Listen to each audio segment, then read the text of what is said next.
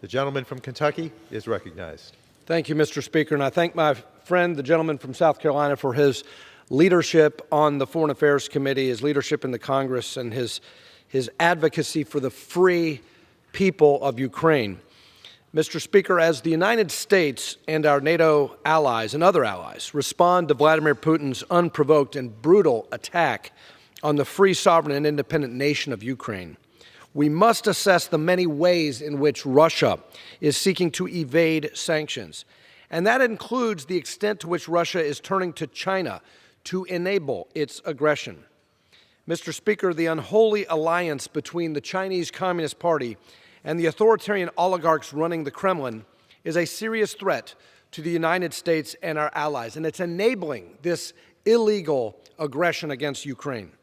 On February 4th, Russia and the CCP released a joint statement following a meeting with Vladimir Putin and Xi Jinping, outlining a strategic partnership with, quote, no limits.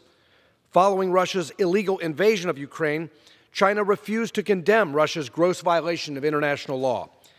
China has continued to be silent while Russia targets and kills innocent women, children, and civilians in Ukraine.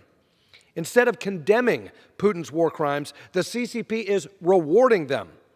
On February 28th, after the invasion, the CCP struck a massive deal with the Russian energy company Gazprom. Gazprom will deliver 50 billion cubic meters of natural gas per year to the CCP under the agreement. Mr. Speaker, it's time for the United States to confront this new axis of evil head on.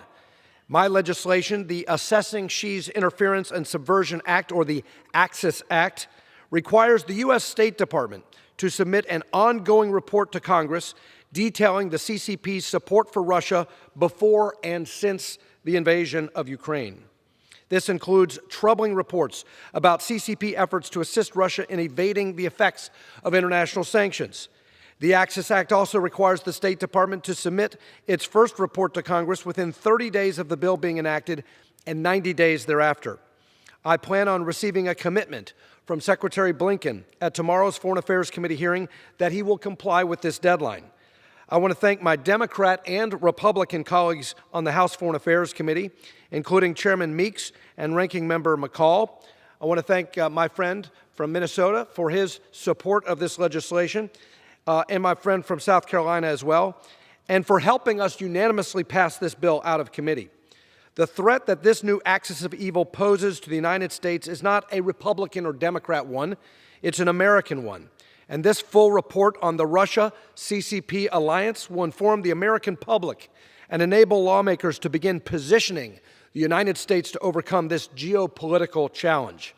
As a member of the House China Task Force, and as a strong belief that freedom must be defended when aggression from authoritarians like this invasion that we've seen, we must confront it, we must repel it, we must call it out when we see it, and that's why I urge all of my colleagues in the House to vote yes, and I yield back. The gentleman from Kentucky yields back. The gentleman from South Carolina reserves. The gentleman from Minnesota is recognized. Mr. Speaker, I have no further requests for time, and I reserve the balance. The gentleman from Minnesota reserves. The gentleman from South Carolina is recognized.